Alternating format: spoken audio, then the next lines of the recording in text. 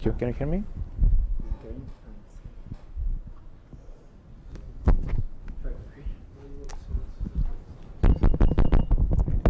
It works? Okay, perfect. All right, so thanks a lot for the invitation. It is a great pleasure to be here. And so today I would like to say a few more words maybe about something that Leonardo mentioned.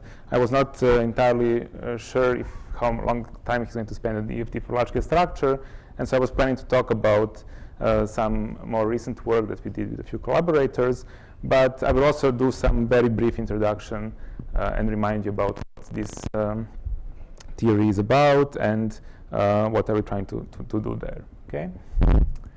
So, so Leonardo already mentioned that this kind of EFT is the EFT about really late universe and the distribution of galaxies, and this is one example from the famous SDSS survey where you see like some cuts in the sky where basically along the radial direction is the redshift, and these are different angular directions of the sky, and every dot in this plot is a single galaxy. As you can see, there is some structure there, so there are some density fluctuations, there is some web-like filaments, and we are interested in describing dynamics of these fluctuations. And so this is what is the theory about. The main variable is the galaxy density contrast. It is a field defined in every point in space and also time, and different time is different, and it tells you basically how many galaxies there are in a given location compared to the average. So this delta is basically delta rho over rho, or delta n over n bar, where n is the number of galaxies in a particular location, and n bar is some average number, mean, okay? So if this is positive, then you have more than average. If it's negative, you have less. And so this is the main degree of freedom that we want to make theory about, because it's what we observe on the sky. And we would like to make predictions for how this density field looks like, what is its statistics, how the 2-point function looks like, how the 3-point function looks like, and so on. So why, of course, this is an old image by now, and there are many more interesting surveys coming, and may heard about some of them. And they're going to make a very precise maps of basically over a significant fraction of the sky to much higher redshift than this. So we're going to have a lot of new data in the next couple of years or next 10 years. And so why are we interested in this galaxy clustering on large scales? Okay, so what is the reason to do all this? Well, the reason is that this is, in a sense, a version of the CMB map at the late universe. So this distribution of matter still remembers something about initial conditions, so it is not entirely scrambled on large scales, and therefore exploring how these fields look like and measuring them and comparing them with our theories, we can get much better constraints on any cosmological parameters that we care about, okay? Or we discover new physics, and this is the main reason why we are interested in galaxies. Okay, so now what is the way to deal with this? Oh, I think there's something wrong with the slides because, again, they're cut. Okay, I'll try to go like this, and then we see if it gets very bad, we can try to do something. So, as I said, the universe remembers the initial conditions on large scales, and Leonardo already mentioned that the way that we approach then this situation is to use the effective theory approach. So the effective theory approach is there because on small scales, of course, where the things are very nonlinear and things get scrambled, we cannot describe these dynamics. And also the density field, because the gravitational collapse is becoming large, and so the density fluctuations are large, and we cannot use perturbation theory. On the other hand, on large scales, everything is still fine. So these small scales can be treated as it can be averaged over or integrated out in the language of quantum field theory. They produce some effective operators, which then basically contribute to the dynamics of the long wavelength modes. But we cannot maybe calculate the amplitudes of these effects, but we know what is the expansion in terms of density fields and derivatives and so on. And the first time that this was rigorously done for the dark matter was in this paper in 2009. And There it was shown, for example, how to get these effects of short scales and the long Bernoulli fluctuations, integrating out or basically using the full UV theory, which is the collisionless Boltzmann equation, and then going down to the dynamics of the long Bernoulli fluctuations. And you can then see that for example, on the right-hand side of the other equation, you get some effective operators which are there because short scales are somehow combining to produce long Bernoulli fluctuations. Okay. So these effective operators have some effective. I'm just writing here a single term in this formula because there are, of course, infinitely many. They can be organized in perturbation series in delta and derivatives, and this is the leading one that is important to normalize the one loop calculation. Now, on top of these equations of motion for the small density fluctuations which interact gravitationally, these are formulas that come out from this full Boltzmann equation. We also have to deal with the galaxy or halo bias. So when we observe things on the sky, we're not observing the dark matter, so we're not observing the full matter distribution, but actually we are seeing only the bright spots, which are bias tracers of the underlying matter field. And Leonardo already mentioned that the relation between the true underlying field, matter field, and what we observe, which are, for example, galaxies, can be written in some way as a bias expansion, where again, what this formula schematically is supposed to tell you is that there is some sensitivity to how many galaxies you're going to form in a certain region of space, to, for example, how big is delta locally, how big is delta square, how big are tides, and so on. Okay. So now, what is missing here on this, because the slide is a bit cut, there is a stochastic part, which is nothing to do with all these long wavelength contributions in the local region of space. It's easy to understand where does it come from because, for example, how many galaxies you're going to have depends how many of them are going to merge, for instance, and this is something which depends really on very small scales that we cannot predict. Okay, so there is a deterministic part of the galaxy bias, which can be written always again as an expansion in terms of density fields and derivatives, and there is some stochastic part which we cannot predict. Now, one important thing to say is that the galaxy biasing scheme like this, for example, does not conserve mass and momentum, and this will have some consequences in the level of the two-point function. The reason for that is very easy to understand. For instance, if you have two galaxies and they merge, you count it as a single galaxy, and you assign basically the same mass to every point that you observe, simply because we cannot really estimate easily what is the mass of the galaxies or the halos that host them.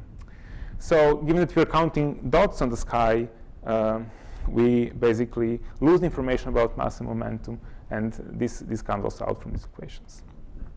Now, of course, there are many subtleties in all this story, and Leonardo mentioned some of them. I'm not going to go into any of these, but I'm happy to discuss that later, if anybody's interested. So now, traditionally, the main observable that we calculate, and something that is measured over and over again from the data, are correlation functions. So we are not traditionally that much interested in the field itself, but rather we are interested in the correlation function. And one of the reasons is that we don't really know the initial conditions for our universe. We only know the statistics of these initial conditions. So we want to compare some statistical measurements with our average theory predictions.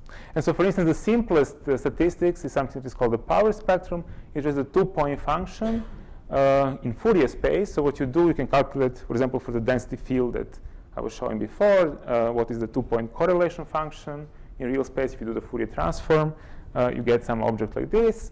And for example, in perturbation theory, there is some perturbative expansion. There's different terms that you can write down, where you have basically only the first order solution, then second, first, third, and so on. And so these are the so-called loop corrections to the linear theory. And I'm showing here a plot of the dark matter power spectrum at redshift 0. And so on the x-axis is this wave number k, the Fourier wave number. And here is the power spectrum. And you can see that, for instance, the dashed blue line is the linear theory, that this absolute value of absolute value of the loops is plotted with this orange line, and the sum is this green line. So you can see that on large scales, meaning or small k's, the linear theory is of course much bigger than the loops, as it should be. And as you go to smaller scales, then eventually loops become a significant part of the full answer. And this is what tells you that the density field is growing, and somewhere around here, you should be careful about your predictions. And so this is just an example, but of course, again, we have the full, at this point in time, we have the full machinery to calculate everything, not only these toy examples, like the dark matter in real space and so on, but really to calculate the full answer for the real galaxies that will be observed in the real galaxy survey, including biasing, registry distortions, all other effects, and so on. So all that was worked out in the last several years. And let me just show one plot, which is supposed to illustrate that what we do here really makes sense.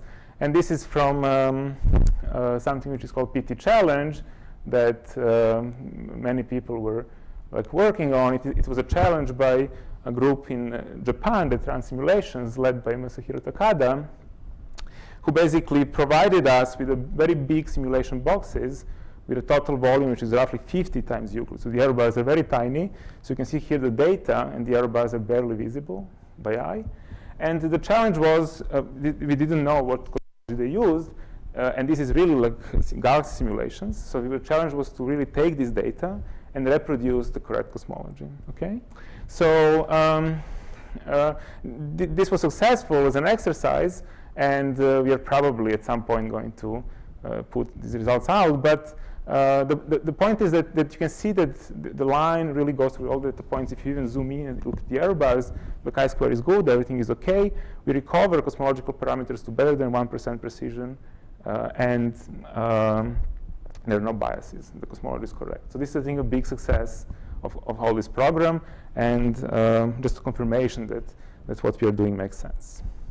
Okay, so all this was about some very basic, simple things, something that we understand very well, and we implemented even for the real data analysis. And now for the rest of the talk, this was a short introduction. I would like to say a few words about maybe going beyond not only the power spectrum, but endpoint functions in general, and say something about what can be done at the field level, and why is this interesting, why do we want to do it, and how can we use it to maybe learn something more, okay? So, so as I said, traditionally, we always talk about endpoint functions, and for some purposes, like comparing to simulations, or even maybe doing data analysis, but even though that is a bit more speculative and still has to be understood, this has some disadvantages, okay? So first of all, there is always cosmic variance when you do, for example, comparison to the simulation box. What is this cosmic variance? It is the fact that we have a finite number of Fourier modes in a simulation box or in the data, and when we calculate something, there will be always some error because we have a finite number of points in the sample. Of course, like the other problem is that at high K, it is usually difficult in this comparison to disentangle effects that come from higher order nonlinearities. So you always get a bit confused about that, whether you're seeing some big nonlinearity or something is wrong with your model, and so on and so forth. So this is a typical problem that which makes this comparison difficult. There is always a danger of overfitting, because as I showed in the previous slide, these power spectra are pretty smooth, and if you have many parameters, what may happen is that you fit everything fine, your theory looks good, your chi-square looks good, but maybe your cosmological parameters are biased. There is a danger for this, and I think that is one thing that is the biggest concern. Like, are we going to get convinced that we are getting the unbiased cosmology? And usually in practice, even for example in data, we usually use only the power spectrum at the moment, but even in simulations, only a few lowest order endpoint functions are used. Like, for example, the power spectrum and the bispectrum, the 3-point function, and very rarely more than that. Okay. And another big issue here is that it is very difficult to isolate and study these stochastic parts in the biasing that I mentioned, because it again comes together with everything, and it is hard to disentangle like which parts are deterministic, which parts are stochastic. And understanding this stochastic noise is very important because we want to know its amplitude, we want to know its k-dependence, because this will tell us a lot about how to model it properly. So can we do something about all these traditional problems? Okay. So one thing to do is to really go to the field level and use the full density field, like the one that I showed in the first slide, rather than using really endpoint functions. Okay. So I will go through some arguments why this is better, and I will show some results. So particularly when we talk about this kind of things of comparing the theory or like seeing how well you work like compare against simulations, or trying to compare two different methods and so on, this method is much better because it has the advantage that it can be done in a way where there is no cosmic variance price to be paid. And I'm going to explain how does that work. So therefore, given that you don't have cosmic variance error bars, and you don't have to worry about having few modes in your simulation, in your observation or volume or whatever, you do have equally good signal to noise at every k. So if you want to focus on low k's and check things there, you can do it this way, and you don't have to go close to the nonlinear regime where you may get confused. Also, there is no, or at least there is much lower danger of overfitting, because when you're comparing two fields directly, you're basically trying to compare every single Fourier mode of one field with every single Fourier mode of the other field, and you're not just trying to measure some summary statistics. So even by chance, if your power spectrum is correct, maybe your bispectrum will be wrong. On the field level, that cannot happen. Okay, and to put it another way, measuring things on the field level means that you're measuring or comparing two fields directly, means that you're comparing all endpoint functions at the same time. Okay, so this is a very powerful method where it's very difficult to cheat or get things right accidentally.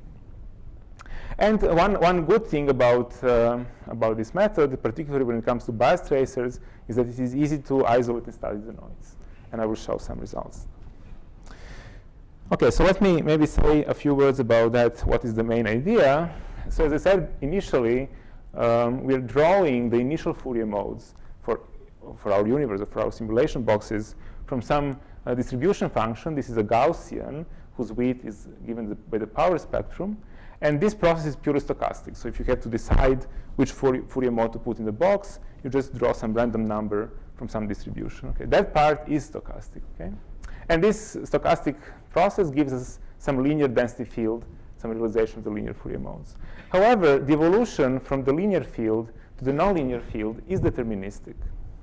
Okay, so imagine just the simplest case where I give you a single Fourier mode from a simulation at the beginning and at the end, and I ask you to measure the growth factor. Well, you would only divide them and say, okay, this is by how much my Fourier mode grows. You're not going to say, well, I have only one Fourier mode, so I will have a huge cosmic variance. So huge cosmic variance comes only when you don't know the initial conditions. Okay, but in simulations, we always do know them. And then it is not a good strategy to basically throw away all this information. So the method of this comparison is basically slight generalization of what I just said. So the idea is that you start with the same initial conditions, you run some n-body simulation, and let's say that we call that this is the true galaxy or halo distribution. Then we can take the same initial conditions, the same Fourier modes, run the perturbation theory calculation with them, okay? And we get some perturbation theory model, delta halo, okay? And so then the question is like, how well these two fields agree. And there is no cosmic variance price to be paid here. And at the same time, you're checking basically all endpoint functions. Because if the fields agree, then also all endpoint functions agree. So for instance, if perturbation theory was perfect, then these two fields would be identical, and all Fourier modes would be identical. Okay? And this method is very useful when you want to measure, for example, these kind of things that we talk about in this DFT. For example, if you want to measure the counter terms, or if you want to measure the bias parameters, this turns out to be very useful. And for instance, a very clean measurement of the counter terms was performed like a couple of years ago by these people using similar methods. They were applying the same strategy for the dark matter only, and they were able to cancel the cosmic variance such that you basically have no error bars whatsoever in any scales. And here on the y-axis is the ratio of the full nonlinear power spectrum in the linear theory. So on large scales is 1, of course, and then it becomes something. And what is important is that there is one free parameter in their parameterization, which is just CS, even though they're doing 2 loops. So it's in some kind of a simplified form, but it is good enough to fit the data. And so, for example, then you can get a very good fit of this counter term from these data points. And I think that was an important exercise to do because it, I think, convinced even those people who really didn't believe that this must be correct, that there is really no way out. Because otherwise, if you try to do it in any other way on the field level, it will not work. So it's a very good argument. Now, in order to do this exercise, there is always this question, how do you perform the perturbation theory calculation on the field level? So as I said, you can start with some initial conditions, run the simulation, that's easy. But what do you do with these initial conditions if you want to solve equations perturbatively? And there are some problems. One of them is that simply doing Eulerian perturbation theory with this realization is not going to work because of the reasons that, as Leonardo mentioned, there is the issue of the Ayres summation, or the fact that because of the gravitational fall, there are large bulk flows where chunks of matter are being moved at large distances during the cosmological history. And so doing Eulerian perturbation theory, you're going to miss these effects. So they're not going to be there. On the other side, the Lagrangian perturbation theory doesn't have this problem, but the construction, it just gives you displacement fields rather than the density field of Eulerian space where your simulation lives. So none of these things directly cannot work easily. Something has to be done to tweak one or the other. And in fact, what we do is some sort of a hybrid scheme. We're proposing some hybrid scheme to perform this exercise. So in this scheme, basically, we are starting, in a sense, with the formulas from Lagrangian perturbation theory. So in Lagrangian space, there is some bunch of particles which are going to collapse, and they're going to be shifted at some other position in Eulerian space. Eventually, they're forming halos. Okay? So the part that has to do with the gravitational interactions, tides, growth, contraction, and so on, will be treated perturbatively, like in SPT. But the displacement is going to be split in 2 parts. There is a psi1, or the linear displacement, or the Dovich approximation, which is the largest part of this bulk flow, which is kept exact, and then the rest is again treated perturbatively. Okay. And if you solve your equations this way, then just as a toy example, you can look what happens with, for example, Lagrangian bias scheme in this approach. So again, we have like the delta halo is B1 delta, delta squared. There is some tidal field here, and so on. And if you simply put everything into the formulas, you end up, if you keep only the linear displacement always exponentiated, such that you get a correct translation, then all the rest goes down. For example, the second order displacement, which actually has to do with the tides. And you end up with a bias expansion, which has this form that it is always some sort of operator basically shifted by this psi1. So this motivates us to write down the bias expansion in this way. In terms of this, we call them shifted operators, where basically we start in Lagrangian space, or the initial conditions. We construct all these usual bias operators, and then displace them by psi1. And in that sense, the prediction then of perturbation theory becomes really that you have like some linear combination of these operators, okay? And the question then is like, how can you choose these functions or bias parameters to get the best possible match to the simulation? So this is the task, okay?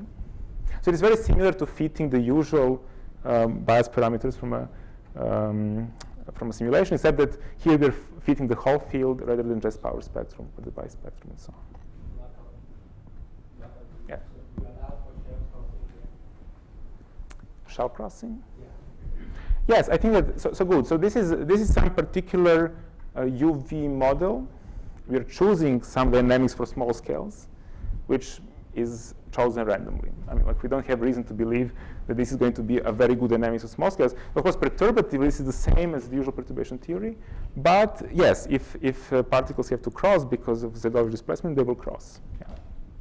even though I don't think that we are able to recover the density field on small scales perfectly, it will not be better than using, for example, if you use only one loop operators, you're going to get one loop accuracy. There will be no improvement there.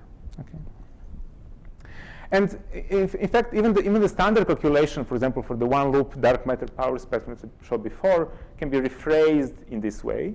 So you can write down that the nonlinear density field is some linear combination of all these bias operators. That doesn't really matter what they are. I'm just showing that you can really do the old calculation in this new way, and what you're going to find is the same answer. So again, the linear power spectrum will be the same.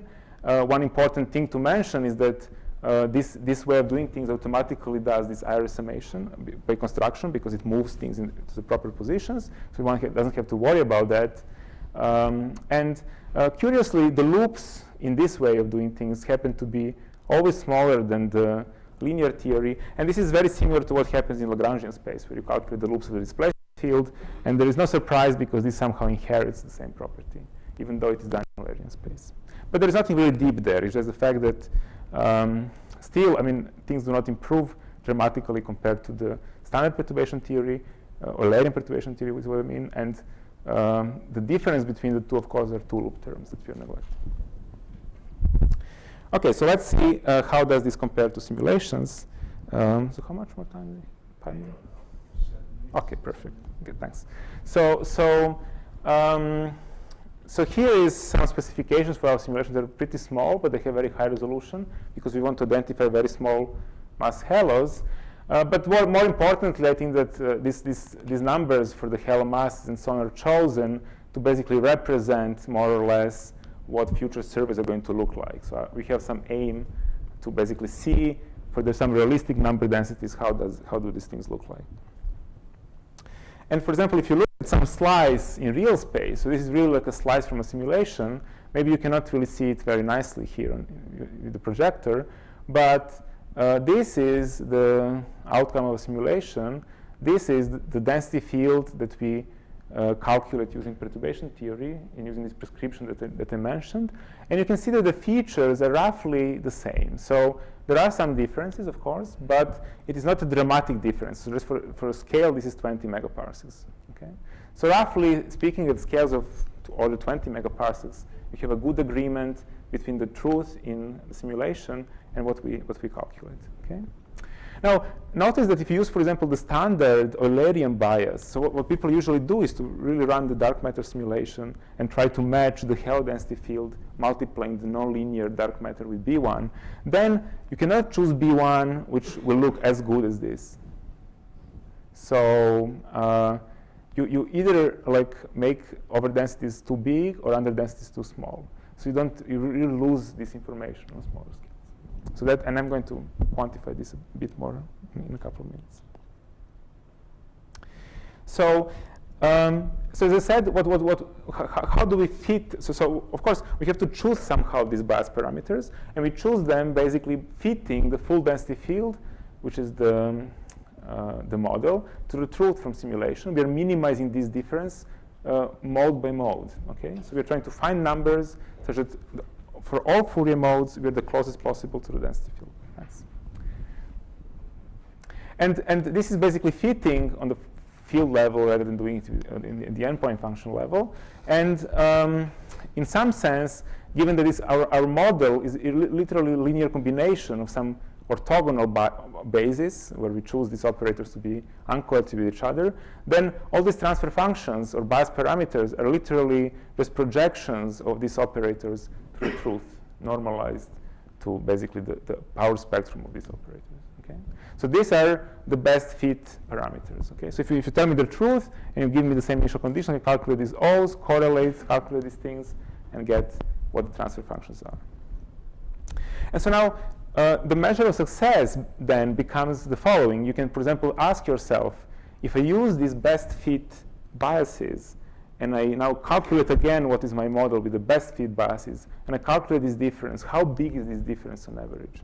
So this is a question, how big is this noise or this mismatch between what perturbation theory tells us and what the truth tells us?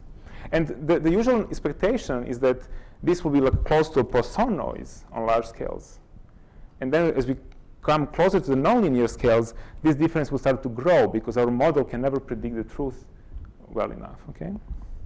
And none of this expectation is correct, it turns out. And this is why I think this exercise is interesting. So first of all, this plot is a bit busy, so maybe I should, okay, so here, what is missing here is just the fact that P error is this difference from the previous slide evaluated for the best fit bias parameters.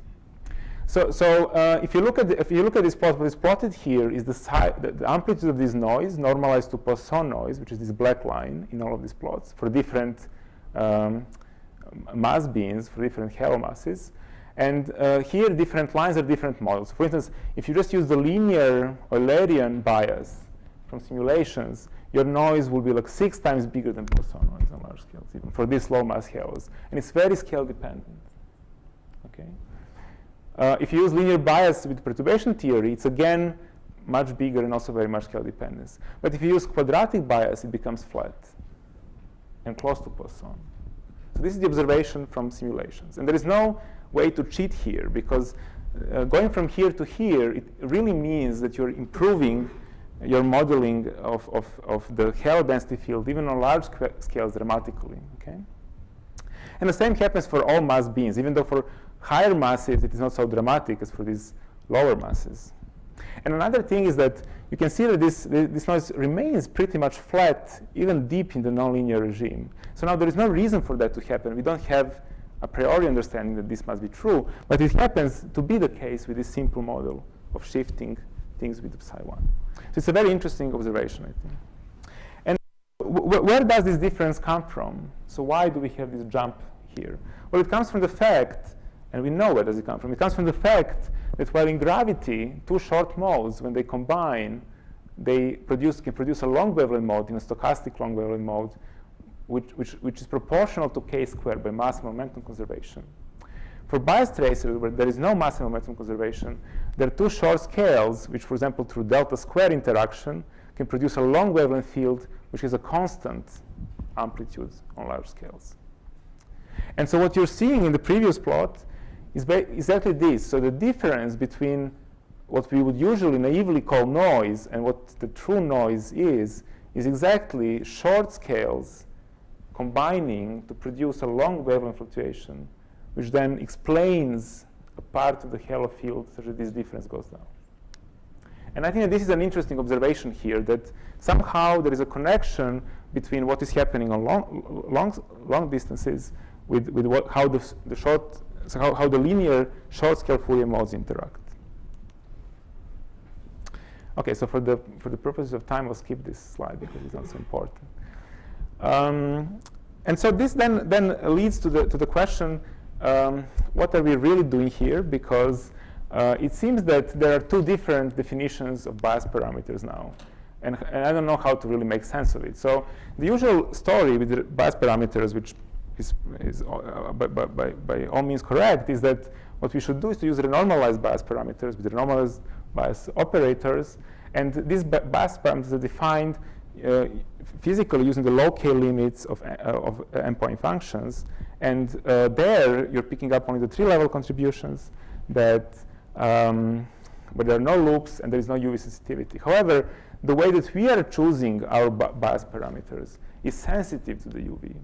And of course, it's sensitive to the particular model that we are putting in to calculate these shifted fields. So our results hold for this particular model, and they're not, I mean, in principle, bias parameters that we get are not identical to the renormalized bias parameters. Still, it is very interesting that they help to reduce the noise quite a bit. So I think that the real confusion now is like how to reconcile these two pictures and really asking the question, what is the true noise? Because in the usual way of doing EFT, we are putting these contributions which have a flat power spectrum together with the Poisson noise. With the whole thing we call the noise, and then its amplitude is much higher. While we are seeing here that actually this whole thing has part which is a real noise and then something which is deterministic. So these methods, I think, can be used for different things, and we're exploring these options. One, of course, is to help to do the reconstruction of the initial density field using this information about short scales which propagate on large distances.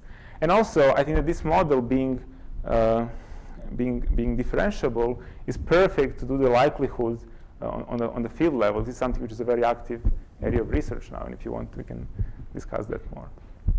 Both of these methods are alternatives to measuring endpoint functions. So, okay, given that I'm running out of time, I will just stop here and leave the conclusions. Thank you.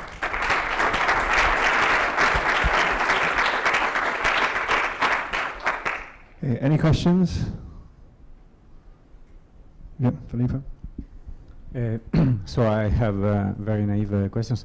Two questions. So the first one is, how would you use this with the data directly, given that you don't have the initial condition? And the second one is, so you talked about PT challenge, where you're comparing different methods, and if yes, no, you no. Okay. So let me maybe first say this. So I think that this cannot be directly used with the data, obviously, because we don't know the initial conditions. However, this fact that there is some crosstalk between long and short modes that seems to be deterministic can be used in schemes such as reconstruction, for instance. So basically, even if you have a very sparse position of halos, somehow they still remember what the short scales were doing, or where they were, or what were their directions and phases and amplitudes and so on. So I think there is some extra bit of information to be squeezed. I think this is maybe the way. And regarding the PT challenge, all that we did on our side, of course, is to use the same model Leonardo presented, like DFT one-loop calculation, to get the cosmological parameters. We were not comparing it with some other perturbative model, so we didn't. Any more questions? Yep, Rob. Thank you. Marco, with your method, you were able to get this very nice flat, yes, basically residual. Yes. And I'm wondering, for the small mass halos, yes, it's all consistently super Poisson. yes. Is there a simple reason to understand why? I think that I may not be able to explain. For example, that the fact that for massive halos things are sub-Poisson, that is clear because it's because of the exclusion. I think that there's similar arguments to tell you that there is some super Poisson. I think that just like the fact that some integrals have to be 0 and so on. But I'm not entirely sure. I'm not sure that I know the argument. And also, I don't know if this is our final thing, or if you keep including more terms, you may become a bit closer to the Poisson. But you cannot get much more closer. Okay, this is more or less where you are. But I don't know the quick answer. Okay, any more? Oh, yeah. In terms of the theoretical prediction for the matter-power spectrum, yes, how accurate is that? What's the status now in terms of the EFT of large-scale structure? So, for example, percent level accuracy, you've got to what K roughly? Well, okay. Let me maybe give or take. Let me maybe do this. I think that it depends on the redshift, of course. I think that maybe I can show this. So this is the curve, which is like this p error over p truth in percents. So if you want 1%, this is the curve to look at. So it's a 0.2, 0.3, something. For the matter power spectrum, it's only dark matter. Okay. Anybody else? No. Go in. Yeah. Okay. All right. So I think we're back in here in 20 past 4, right? Oh, you want to? Okay. Thank Marco, and then I. Thanks.